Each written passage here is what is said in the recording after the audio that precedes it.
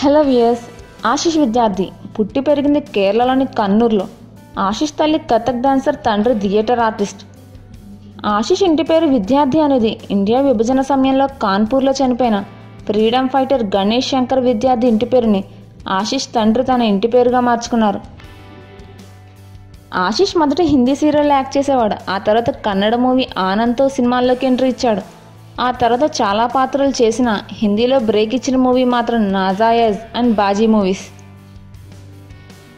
ఆశిష్ తెలుగులోకి పాపే నా ప్రాణం మూవీతో ఎంట్రీ ఇచ్చాడు. ఆ తర్వాత చాలా విలన్ రోల్స్ చేశాడు. ముఖ్యంగా ఆశిష్కి పేరు తెచ్చిన మూవీస్ అదుర్స్, అతనొక్కడే, లక్ష్యం, అతిథి, తులసి, కంత్రి, బాద్షా, గుడుంబశంకర్.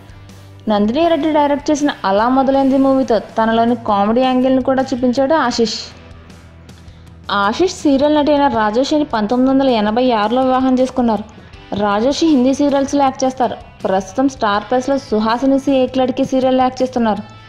రాజోషి తల్లి శకుంతల 100 సినిమాలకు పైగా క్యారెక్టర్ ఆర్టిస్ట్గా యాక్ట్ చేశారు.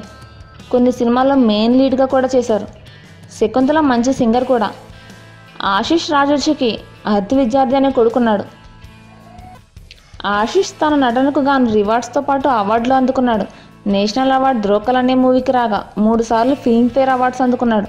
ఇందులో తెలుగు మూవీ అతనొక్కడే మూవీకి 2005లో ఫిల్మ్ఫేర్ అవార్డు అందుకున్నాడు.